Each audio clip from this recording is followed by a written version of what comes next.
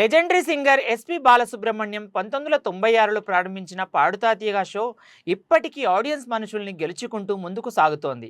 SPB లేకపోయినా ఆయన కుమారుడు ఎస్పీ చరణ్ షోని హోస్ట్గా చేస్తూ ముందుకు తీసుకెళ్తున్నారు. ఇక తాజాగా మొదలైన ఈ షో సిల్వర్ జూబ్లీ సిరీస్కి music director Keeravani, singer Sunitha, రచయిత చంద్రబోస్ జడ్జిలుగా వ్యవహరిస్తున్నారు. అయితే ఈ షోపై సింగర్ ప్రవస్తి తాజాగా సంచలన కామెంట్ చేసింది. ఈ షో నుంచి ఇటీవలే ప్రవస్తి ఎలిమినేట్ అయింది. నిజానికి ప్రవస్తి ఎంత మంచి సింగర్ అనేది మనందరికీ తెలుసు. గతంలో సూపర్ సింగర్ సహా ఎన్నో షోలలో విజేతగా నిలిచింది. అలాంటి ప్రవస్తి ఇంత త్వరగా షో నుండి ఎలిమినేట్ అవ్వడం ఆడియన్స్ని ఆశ్చర్యపరిచింది. ఇక తన ఎలిమినేషన్ పై ప్రవస్తి ఇన్స్టాగ్రామ్లో వరుస పోస్టులు చేసింది. పాడుతా తీయగా ప్రోగ్రామ్కి వెళ్ళాలనుకుంటున్న సింగర్స్కి నా సలహా ఒక్కటే, ఏమైనా రికమెండేషన్ లేదా జడ్జిల నుంచి రిఫరెన్స్లు ఉంటే మాత్రమే షోలో పార్టిసిపేట్ చేయండి.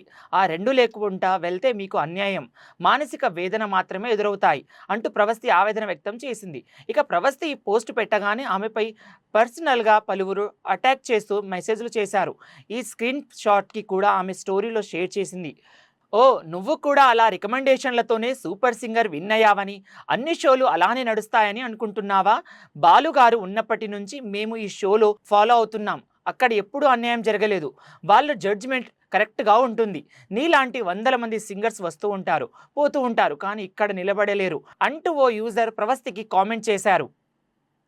దీనికి దమ్ముంటే నీ ఒరిజినల్ అకౌంట్ నుంచి మెసేజ్ చేయి, ఇలా ఫేక్ అకౌంట్స్ నుంచి కాదు అంటూ ప్రవస్తి స్ట్రాంగ్ రిప్లై ఇచ్చింది.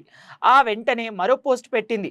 నేను షో గురించి మాట్లాడగానే నా తోటి ఎక్స్ కంటెస్టెంట్లు ఫేక్ అకౌంట్లు క్రియేట్ చేసి నన్ను తిడుతున్నారు. ఫోన్ చేసి లిఫ్ట్ చేయడం లేదు. నేను ఎక్కడ వాళ్ళ గొంతు గుర్తుపడతానేమోనని భయపడుతున్నారు. అయినా ఈ కామెంట్ చేసింది ఎవరో నాకు తెలుసు అంటూ ప్రవస్తి మరో పోస్ట్ పెట్టింది. ఇక ఈ పోస్టులు చూసి చాలామంది ఆడియన్స్ ప్రవస్తికి సపోర్ట్ చేస్తున్నారు. ఎన్నో షోలలో విజేతగా నిలిచిన ప్రవస్తి భవిష్యత్తులో ఇంకా గొప్ప సింగర్ అవుతుందని, ఇలాంటి రాజకీయాల గురించి పట్టించుకోవద్దంటూ సలహాలు ఇస్తున్నారు. ఇందుకు సంబంధించిన న్యూస్ కాస్త హాట్ టాపిక్గా మారింది. చూడాలి, ప్రవస్తికి అన్యాయం జరుగుతుందా, న్యాయం జరుగుతుందా అనేది.